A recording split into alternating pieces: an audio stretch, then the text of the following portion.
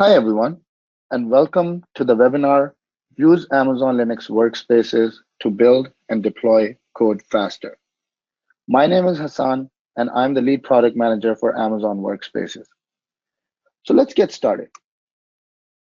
So today in our session, we will cover a few things. First of all, we will take an look of Amazon Workspaces. What does the service mean? Just so that we are on the same page when we are talking about different things later in this webinar. Then we will transition a little bit into understanding what Amazon Linux Workspaces provide that will actually help you enhance your developer productivity. And if you are a developer yourself, how can you leverage this desktop environment to get started faster, to be flexible, to be more mobile? And then we will go a little bit deeper into what exactly Amazon Linux Workspaces are. What is under the hood? What are they made of? Then we will continue our journey to understand what type of desktop hardware options are available with Amazon Linux Workspaces. We will see how we can resize storage easily on these machines. Then we will go into more detail about customization. And this is really the core of this course, where we need to understand how can we customize Amazon Linux Workspaces to fit an enterprise environment. So for example, every enterprise has a certain set of development tools that they use. How do we customize it in such a way that next time when you're launching this environment for a new user, it's as easy as a couple of clicks. After that, we will, of course, have a demo in which we will actively look at how whatever we learned, we'll actually see that in practice. And then we will have a summarization of what we learned today. So without further ado, what are Amazon Workspaces? So Amazon Workspaces is a cost-effective and fully managed secure desktop as a service that is served from the AWS cloud. So the fully managed aspect of this cloud service comes from the fact that a user or a customer does not have to worry about the underlying infrastructure, does not have to worry about how we are managing different pieces to make up this overall desktop. All you need to know is tell us that we need this much CPU, this much RAM, this much storage, and we will do all the heavy lifting for you. We will image that desktop to your liking. If you have a customized image, we will image it to that customized image, so that at the end of the day, you have literally a couple of clicks to do and a few minutes to wait for a full-blown desktop solution to be ready. And that's really why it's so easy to manage. That's why our customers tell us day in, day out that it has really helped them get rid of all the IT management that they had to do considering VDI, or when they had to do with laptops, because when you're talking about laptop, you have one laptop with one image. If for any reasons that laptop image goes, it breaks, it gets corrupt, you have to delete the full image. You have to re-image the laptop. It takes 3-4 hours. You'll be surprised to know that a new workspace gets built within 20 minutes to 30 minutes, and you can rebuild a workspace if it got corrupt within the same amount of time. And it's fire and forget. You don't really need to launch it and continuously monitor it. You just click a button, and then our processes are going to take over and get that ready for you. Highly secure, because your data is not leaving the cloud. So how workspaces work is that you have a client device or a client software. It could be a soft client, it could be web access. And you are really accessing the video of this machine that is actually sitting in the AWS cloud. It's running on an EC2 instance. So all your data that you're accessing is not leaving that specific parameter. It's staying in your VPC in the AWS cloud. All your user is seeing is a video that they can interact with, and that video is being streamed to them. Even that video is encrypted with the highest market standard, which is AES 256. And the connection itself is secured by the TLS 1.2 protocol. So it's a secure connection. Then the biggest benefit that customers really like that actually helps them save a lot of cost is the scaling piece, where they can scale up and down in minutes. So imagine in the past, when you had to do, let's say, 20,000 desktops, what you will do is that you will first procure this huge amount of VDI infrastructure, and then you will have continuous life cycles, 3 years, 4 years life cycles, where you have to replace it. Not to mention that the lead times there are in months, if not in weeks. But with workspaces, that's not the case. As we will see later in our demo today, you can click a button and in 20 minutes, all of the infrastructure that you require to set up a desktop environment is ready to go. And finally, pay as you go. Workspaces, just like every other AWS cloud service, follows the pay as you go billing model. So basically, you only pay for what you use. You don't pay for purchasing infrastructure, or you don't pay capex in terms of capital expenditure in terms of buying this huge lot of infrastructure that you're not using. You literally just pay for what you're using. So that really helps a lot of organization, contain cost and really optimize it. And think about a lot of use cases where we are, merger and acquisitions are happening, where there are new contract workers that are joining the team. It doesn't really make sense to have that big investment in place when the whole scenario is temporary. So this really helps a lot of companies go, scale up and down really fast. So talking about the use cases, where are Amazon Workspaces being used today? So customers tell us that they use, first of all, Amazon Workspaces can be used anywhere where a desktop can be used. So if you are an office worker and you use Windows on a daily basis, we provide Windows 7 and Windows 10 cloud desktops, so you can use that. If you are a regular developer and you are a research scientist or an engineer who is heavy on Linux workloads, we provide Amazon Linux Workspaces, which we're going to talk in more detail about. But all in all, any space where a desktop can be used, Amazon Workspaces can be used. The only difference is how it's being delivered and how it's being used and how it's giving more security. So why do these organizations in the presence of desktops and VDIs still prefer to use Amazon Workspaces? It's a very key point here. The main thing is really data sovereignty, data protection, and how Amazon Workspaces is able to provide that protection to any enterprise's data.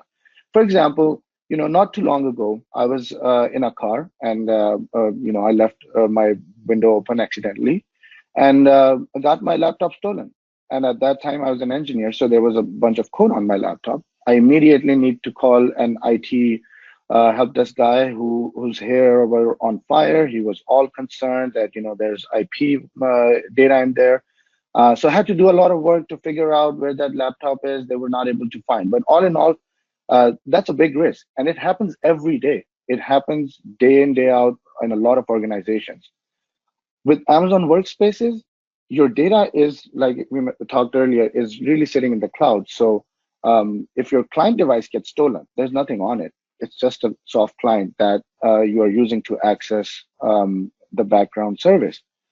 And even that client device has multiple authentication and security protocol methodologies that you need to bypass before you can actually access the service. So we provide username and password simple, which is coming from the directory. We have multi-factor authentication. Most of the MFA modes are supported. We also have client device management, in which we basically manage the device based on certificates.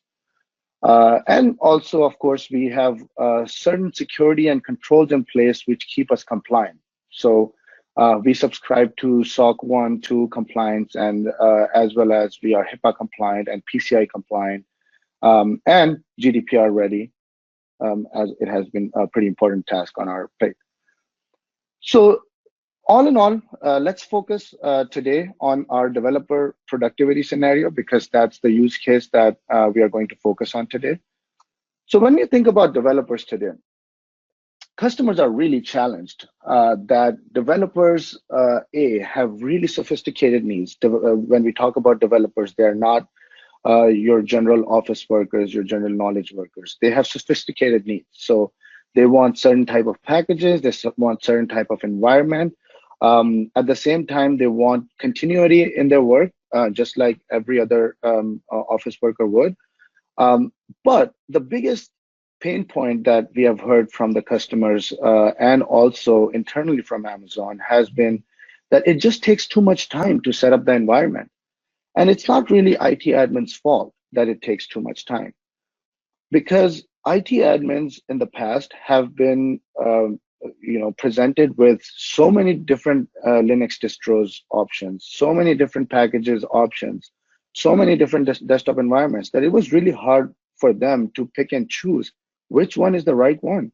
And even if they made a decision that, hey, this is the right set of tools I want to bake into this image, they are going to be always in a hardship where they have to keep tabs on which package is going end of life, which package is going to be abandoned, which package didn't update a security patch, so there's a security vulnerability. It's pretty common happening in the Linux world because there's no centralized management.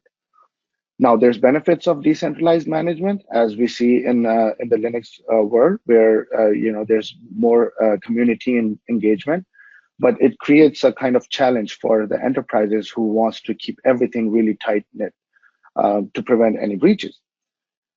Then, of course, developers' needs are not really stagnant.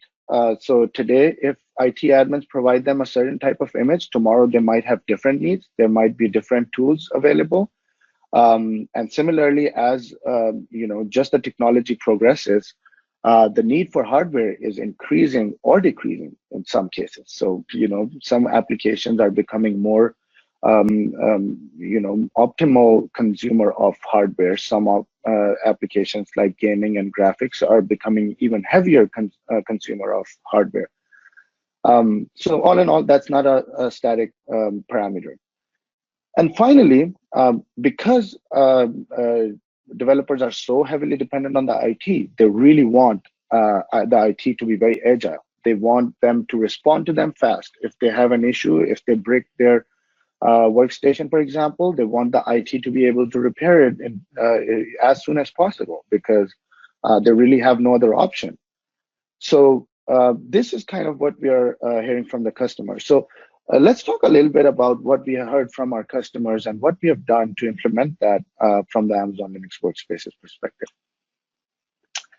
So Amazon Linux Workspaces, first of all, it provides a great user experience.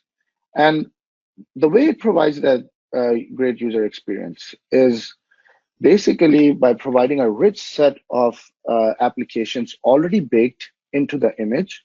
So when you launch Amazon Linux Workspaces, it's really launching our Workspaces default image on the same infrastructure that we launch our Windows Workspaces on. And effectively, this is the new image. So it's hand curated by our team to include the most important things that we believe customers will need. So for example, we have a rich set of productivity and developer tools on the default image. For example, we have Firefox for web browsing, Evolution for mail and calendaring. Similarly, we have LibreOffice for document editing, spreadsheets, and presentations. But these tools can easily be extended to install further desktop tools from any repository of your choice, any RPM-based repository, since we support RPM-based. And similarly, if you're talking about the developer side, we have AWS SDK pre-installed. Similarly, we have GCC, glibc, Python, Java, these type of tools already installed, because we understand that these are the core dependencies that if any developer is going to get started, they need at least these at a very basic level. But likewise, in productivity tools world, you can always install Eclipse, you can install Visual Studio Code, you can install much more applications than are provided by default.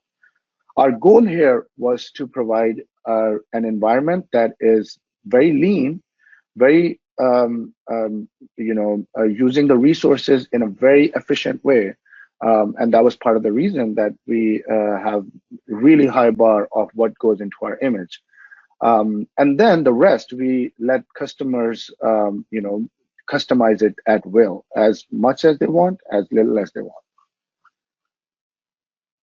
So then one of the biggest things that, so this part specifically addresses the concern where we were talking about, how do we get developers started fast? So imagine if you have an image that is prepared. Let's suppose for now you have a default image from WorkSpaces and you launch a workspace from it. Within 15 minutes, you will have a workspace ready that your user can log into and interact with. Even if that person has to install a bunch of tools themselves that they want to, it's going to hardly take them 5 to 10 minutes. Now compare this experience with the past, where you are talking about workstations. So first of all, the IT has to procure them in advance, and much more in advance. And second, after every 3 years, now that it's outdated, that IT person has to also replace it. And in between all those time, at any given point, if your machine has any issue, it's going to take 2-3 days to get it fixed. So there's a lot of cost leak happening there that Amazon Linux Workspaces prevents. And keep in mind that these, if we apply this to a real life scenario, it's basically, a new employee joined today in your company, you can literally just click a button and within 15 minutes onboard that person. You have spent no capital beforehand, you have purchased nothing before there. A lot of our customers are actually enabling bring your own device, so that again, a lot of users come in with their own devices. They have pretty good control over wiping that device if anything happens. But if anything happens, like we mentioned earlier, your data is still not on the local device. So second thing, of course, when we're talking about developers, it has to work with the existing developer tools. Otherwise, how would they develop? So that was one of the very important things for us. So since it's based on Amazon Linux, and Amazon Linux is based on is an RPM-based distro with Yum Package Manager, most of the RPM packages and tools will work on it. And specifically, AWS tools and AWS certified tools will work on it. And I'm talking not just AWS native applications or sorry, AWS native tools. I'm talking about other third-party tools such as Puppet, Chef, Ansible, who are compatible with Amazon Linux, will continue to run on Amazon Linux Workspaces as well. So they provide a pretty good integration with whatever tools you have been using in the past, and especially if you are developing something on EC2 with Amazon Linux 2 footprint, it really provides you a similar development environment that you can test a code locally on your workspace, on Amazon Linux Workspace, and then ship that code to the EC2 instance running Amazon Linux, and it's going to run exactly the same way. Then, very important part after that was to provide enough repositories or enough packages inside the repositories. So one part was enabling the tools, but also the next part was that we continue enriching our repositories. So we have core Amazon Linux 2 core repository and Amazon Linux 2 extras repository. So in each of these repositories, you have topics assigned. So for example, the extras mechanism is really special to Amazon Linux 2. I know a lot of other distros do extras mechanism, but in Amazon Linux 2, the concept of extras is that it has the leading edge software in it. And what that means is that maintaining backward compatibility or maintaining old code is not the top priority. Getting the best software and the best latest software with the most security patches applied is the top priority. And we will see a little bit later how we differentiate between Amazon Linux 2 core and Amazon Linux 2 extras repository. Now, we moving on, we go towards how it is easy for admins to manage. So we talked a little bit about onboarding developers, how fast we can onboard developers using just Amazon Linux workspaces and providing that ecosystem with it. But that's half the picture. The full picture is that admin needs to be able to do it as easily as a developer is getting it. So every Amazon Linux workspace, when it is launched, is domain joined to a directory, which means that you have full control of user and authentication management for access. So you can use your existing domain join artifacts to control access to your workspace because it's kind of it's exactly an object in your domain. So even if you have an existing Active Directory on-premise implementation, you will still see Amazon Linux workspaces show up in it as domain joined desktops, and your user logins will happen based on your existing Active Directory username and passwords. So just like Windows workspaces, Amazon Linux workspaces also support multi-factor authentication, and they also support Radius-enabled one-time password system. So basically, we are also saying here that when the Active Directory looks at an Amazon Linux workspace and sees it as an object, that's a pretty powerful administration tool. And the reason for that is if you have used Linux in the past or you have existing Linux footprint, you must be using Puppet or Chef or tools of that nature.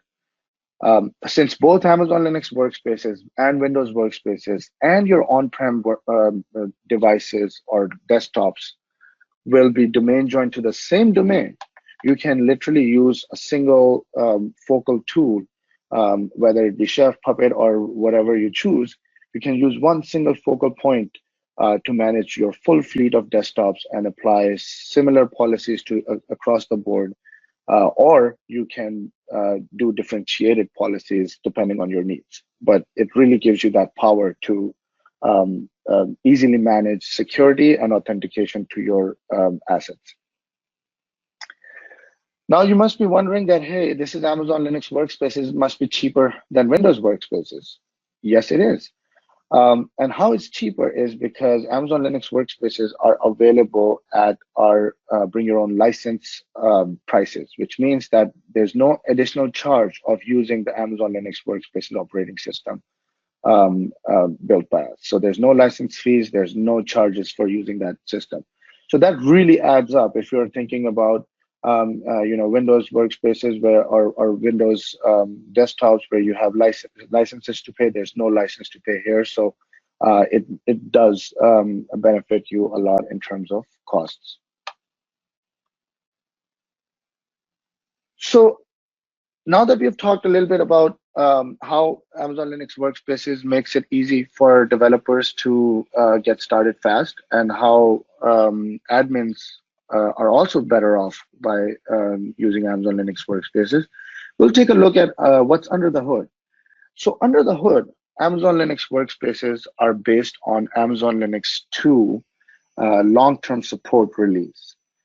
So effectively on 26th of June, Amazon Linux workspaces were released at the same event with Amazon Linux 2 long-term support release, which means that there's 5 years of backward compatibility available.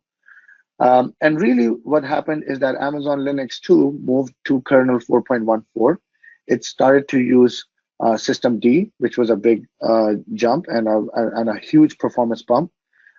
We started using a new compiler, GCC 7.3, and an updated C runtime, glibc 2.26, as well as modern tooling like binutils 2.29.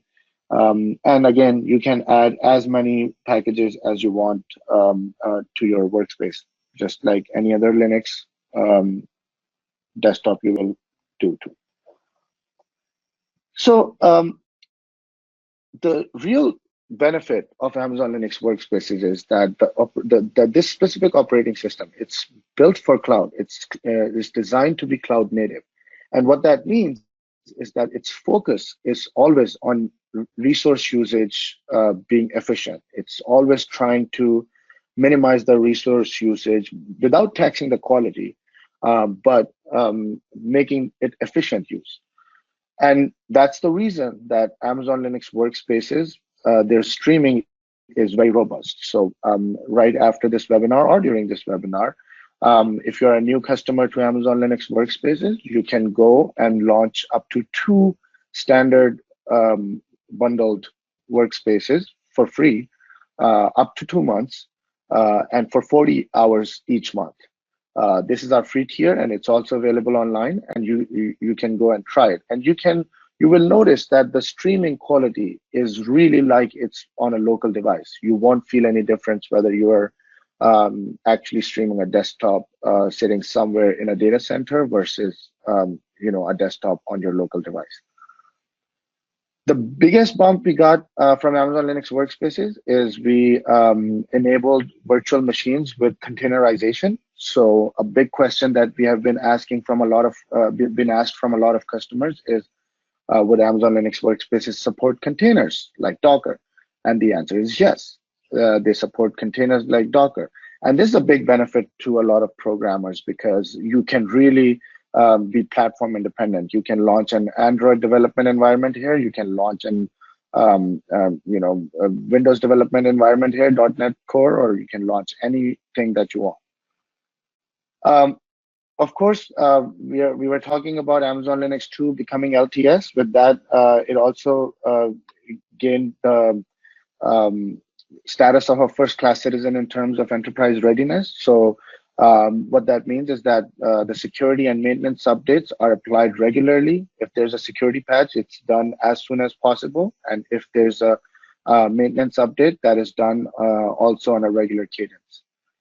And the biggest benefit that we get from the Amazon Linux 2 or using Amazon Linux 2 as our base operating system is the robust partner ecosystem. And we'll take a look at a few of those in a minute.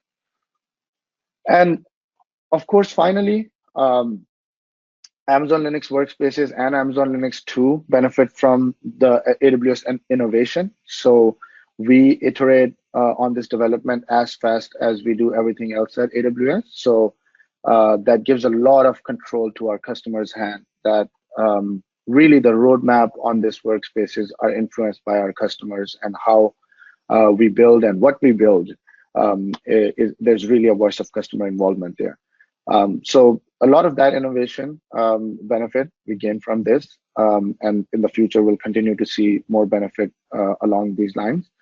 And again, it's optimized for AWS, so we basically focused our energies in making it cloud native and optimized from the cloud perspective. Then we talked a little bit about the core and extras repository, and here I will elaborate a little bit. So every package in the core repository is basically designated as such so that it receives the long-term support model. So every package in the core has the long-term support attached to it. And a lot of packages in the core are generally the base packages, the dependencies. So we are talking about GCC, Python, these kind of things that we know can break an additional piece of software or application running on top of it. These guys were always going to core. And the focus of this core repository is to maintain backward compatibility. The extras repository, on the other hand, is the opposite of this, where we want to keep the package most up to date with the latest security package. These are less building block kind of packages and more end user type of packages. So if I have to oversimplify this construct, you can think that core will have most of the server dependencies, programming, developer, those type of math type of dependencies, and extras will have more desktop focused packages or more designer side packages like GIMP, when you can talk about LibreOffice or Mate. Although that doesn't mean that a package that is in extras cannot move to core. Over the period of time, when we see that if a package has gained some stability, we will move it to core. And GIMP is one example of that. That was in extras, and now it's in core. And all of this, as we mentioned, is at no additional cost. So we talked a little bit about the partner ecosystem. Here are a few partners. These are by no means the exhaustive list. We have tons and tons of other partners who we are working with even right now, and we are bringing in new partners into the fold. Because one thing to note here is that Amazon Linux was a server operating system, and it stayed that way. And Amazon Linux 2's focus was to become LTS. So both of them stayed server operating system. However, Amazon Linux Workspaces is a desktop focused operating system. So it takes the kernel and the base from Amazon Linux 2, but then it makes a desktop operating system from it. And all of these partners and more, we are closely engaged with, and not just enabling the server workloads, but also enabling the desktop workloads.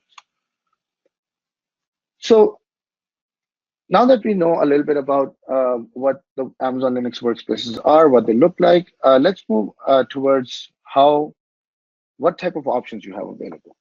So Amazon Linux workspaces come in 4 different hardware bundles that basically represent different CPU and memory. So we have value, standard, performance, and power. So value, it's pretty self-explanatory here. Has 1 CPU, 2 gigabit of memory, and you keep going up towards the power, you can see that the memory and CPU keeps increasing.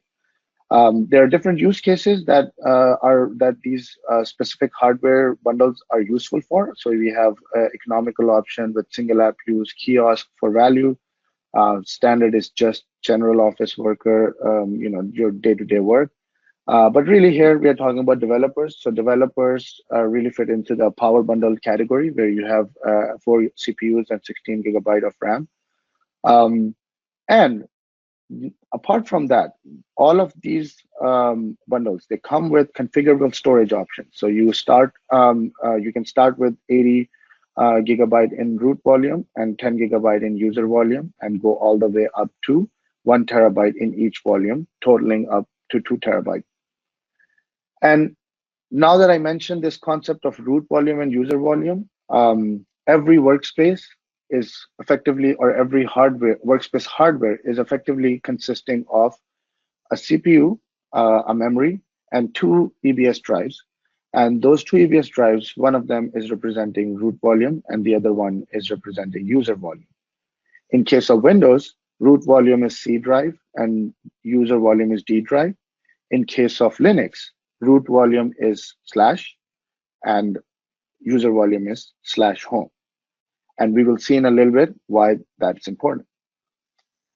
And then these hardware bundles are not finished yet. We continue to add more and more bundles to our offering. And basically, as we grow as a business, and as we find new use cases that our customers want to use workspaces for, we will continue to expand our offering. Now, this is where the key fundamental flexibility option, especially when it comes to cost optimization, comes into play. So workspaces, all of the workspaces hardware bundles are available in 2 billing options. One option is monthly, one option is hourly. Monthly option is for full-time staff. You can think of instant access. They are always running, so you can run scheduled tasks. And really, for the developer scenario, it's very, very feasible to use the monthly option, because what you will do frequently is that you have a code that you wrote and you now want to compile it and run test on it, right? So a lot of times, since it's workspaces, you can switch the client device from client device A to client device B, and the backend desktop, which is the workspaces desktop, has nothing to do with it. It's still running the same job that you told it to run. It's still running the same task. You just accessed it from one device first, and now you're accessing it from a different device. So imagine you are done with your day. It's 4:30, 5 o'clock, and you finish your code, you run compile, and you just go on your commute home. You go home, open your workspaces back up, and your job is ready. And now you know that if the code succeeded or not. Hopefully it did. So it really helps developers being flexible. So, like you can't really move workstations that developers work on today. But with workspaces, you can move from point A to B to C. You can be internationally mobile. It doesn't matter because at the end of the day, all you're doing is accessing a backend desktop with a simple device. You can even use Power Bundle that we looked at just now with 4 CPUs and 16 gig RAM, using as simple as a Samsung Galaxy S8 or a Fire tablet. That is the simplicity of devices that you can use. Similarly, on the hourly side, if you're a student and a part-time staff, or if you have a designated workspace just for specific purposes of, let's say it's a jump box for you that you want to jump onto that workspace and then access some internal company memo or internal company systems, you can use the hourly workspace. Although it really depends on the specific use case. The biggest difference is hourly workspaces, they stop when you're not using them, so they hibernate. And when you come back, they start back up again. And the basic difference is the time of login and log out, because since in the case of hourly, when you're coming back on it, we are resuming it from a stopped state, from a dead state. So it takes about 4 to 5 minutes to get there. Versus in monthly, it's instant because the desktop is still running. So that's all about the Amazon Linux workspaces, how they have been built. What were we thinking when we were thinking about making it easy for developers to be productive? We saw many examples where it's very easy to deploy, B, very easy to manage, C, very easy to to customize the images. But let's talk a little bit into details, like how would we actually go about doing it? So earlier I mentioned that it's very important to remember that what part of your drive is root volume and what part of your drive is user volume. The key reason for that is we have two core functionalities in Workspace's world that are very important to our customers. One of those functionality is called rebuild, and the other functionality is called custom bundling. The rebuild capability basically prevents user data from being lost if something happens to the workspace. So imagine a scenario: you installed a program or a package or an application, and the operating system got bricked. You can't recover it. You will issue a rebuild. That rebuild will preserve your user data so that you don't lose documents and things of that nature, but it will destroy your root volume because it needs to recover that volume and it doesn't really know what happened. So in Windows world, we have C drive as root and D as user. In Linux world, we have slash as root and slash home as user. What that means is that on a rebuild, anything under the directory of slash home will be preserved, and anything in slash will be deleted or removed. In case of custom bundling, it's the opposite, because the purpose of custom bundle is to create a golden image, is to create a golden workspaces bundle that you can then use to fire up many, many workspaces for many, many users. So it's the opposite. So we preserve the root volume, in this case slash, and we destroy the user volume, which is going to be slash home. So let's talk specifically about what does custom bundling do in workspaces. So how workspaces handle custom bundles is that you basically set up a workspace, and once you have a workspace set up, you can install any application you want, do the configuration that you like, play around with it, do whatever you want, whatever your company standards are, bring it to that stage. Once it is at that stage, you can create a custom image and hence a bundle from it. The difference between custom image and bundle is that custom image is just the image, and when you create a bundle out of it, it attaches hardware resources to it. And those hardware resources are the same ones that we covered here. So effectively, you have an image A and you select standard as the hardware, it becomes a custom bundle.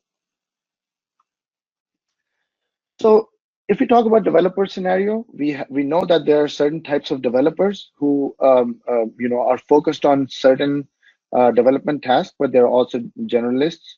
But let's start with more specific ones. So in specific bundles, we know that we have .NET developers, we have Java developers, we have Go developers, and in a lot of organizations who are building in-house applications, they still use a lot of Win32 applications.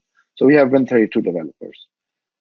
Now it's really interesting to see that even though you are not on a Windows machine, you can develop anything and everything that is targeted for a Windows platform, and not just Windows platform. You can develop anything for a Linux platform. You can develop anything for a Java platform or Android. So the power of the toolkit here is really amazing, and it's really strong. So how would you go about developing these or creating these bundles? We will do a demo about it in a little bit, but just from the from the message perspective, as you can see that in a .NET developer, you can think that we'll have a .NET Core, PowerShell Core, Visual Studio Code, AWS CLI, .NET SDK, and other optional add-ons such as Mono and Wine. So all of these packages are available in the Amazon Linux 2 repository. And not even that, there are actually Amazon Linux 2 armies that were released on this Friday, which have .NET Core installed in them by default. So you can even write your code in your local machine, just like we talked about earlier. You can write the code in your local machine, compile, test it, and shoot it to a EC2 instance running the same .NET Core army and test it live and literally deploy the service and be done with it. The best method of developing code in EC2 becomes Amazon Linux Workspaces. And the reason for that is the EC2 that you're mostly configuring the code on is really sitting right next to your Amazon Linux Workspaces in the same cloud, in the same region, possibly in the same data center, possibly in the same room. So you are really coding and compiling code at the AWS networking speed. You are not really trying to send code and compiling commands from your local laptop to some server in the cloud via pretty bad internet connection. And bad here is subjective. Even a good DSL connection could be really bad if you're sending hundreds of megabytes of code and data. So we'll play around with our Linux in our demo a little bit. But just to kind of go a little bit further, not only does Amazon Linux Workspaces lets you customize the image itself that you are serving to your end user, there's that image that you're serving to your end user, it also lets you code on top of Amazon Workspaces API so that your end user can do all these functions. And Pfizer is a big customer of us who have literally automated the end-to-end desktop strategy. And how that works is that they have used our AWS APIs, or Workspaces APIs, which are available through AWS CLI, through .NET, C++, and a bunch of other languages. And what they've done is that they've coded their own system on top of it, such that when a new user comes into their company, a new employee joins, they go to this kiosk where they have to enter their username, password information, and it automatically sets up a workspace by the time they reach their seat. And they can use the same API, the same tool that they have to actually increase the size of their disk if they need more. And they can change the bundle that they are on.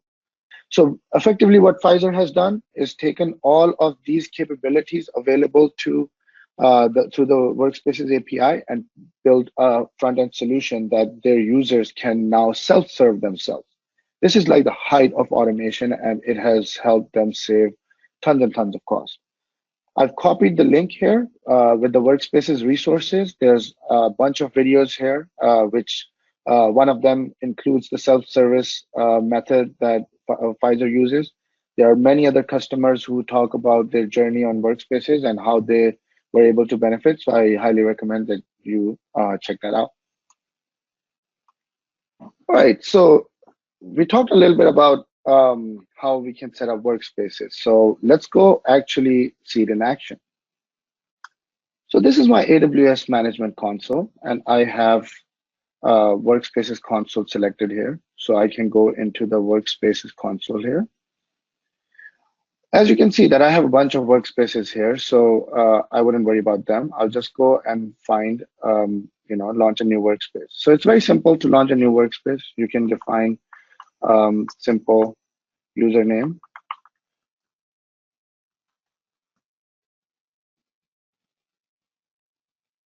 And then simply you will see a lot of Amazon Linux based bundles here, just like we talked about. So we are talking about Power Bundle for developers. So we'll pick that. And here you can modify the root volume to whichever you want at the launch configuration, but you can also change that later. And if you continue following the prompt, it will ask you about a few things. This is the running mode where we talked about the billing. If it's always on, that's our monthly billing. And if it's auto stop, that's our hourly billing. And really, we will just click launch and it will start launching a workspace.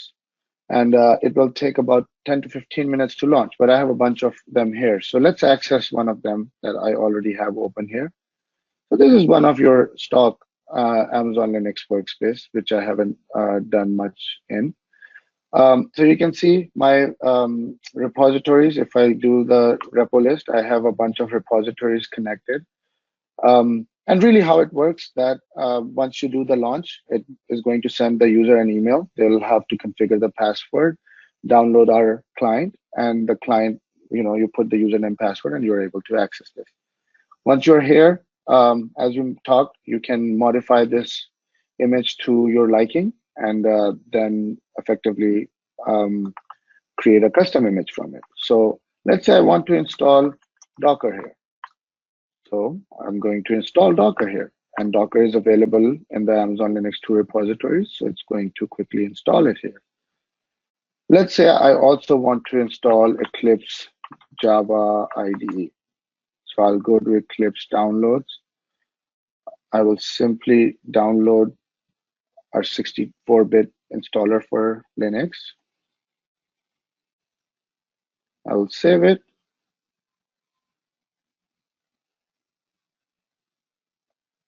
I will unpack it.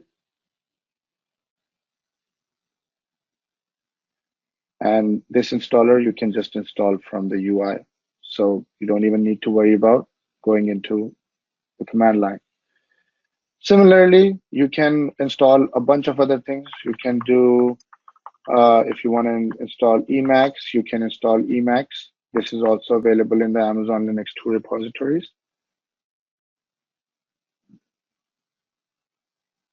And all in all, you can modify your desktop background, you can modify whatever you want. And effectively, as you can see that the streaming performance on this desktop is very good and I'm using it near real time. So now that we have all of this set up, how will we create an image from it? So this workspace specifically is a workspace that is this one. So I will go pick it up and I will say create image. This create image is effectively creating a custom image from it. So I will say, for argument's sake, this is a test image. And as soon as I click image, I've suddenly started creating an image here. Once this image gets created, that's when you can create a bundle out of it. So I have some images already created. I will create a bundle from that. And here you can see I create a bundle, name it whatever. And here the bundle type, you can see you can select whichever hardware you want, select your volume size, and you just create a bundle. That's it. And here's our bundle that we just created. So now this customized bundle becomes your new golden bundle. Now you can select this and launch as many workspaces as you want.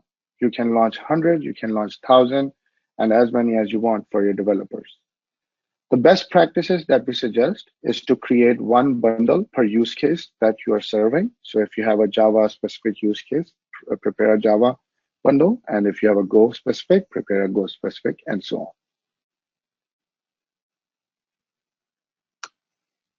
So to summarize, Amazon Workspaces lets get developers started fast using default Workspaces bundles. You can select different hardware options and billing modes to optimize cost. You can build your custom images to launch your desired development environment rather than using our default bundles. And you can quickly scale down as and when your organization requires. With that, I thank you very much for your time and attending this webinar. And now we will take some Q&A.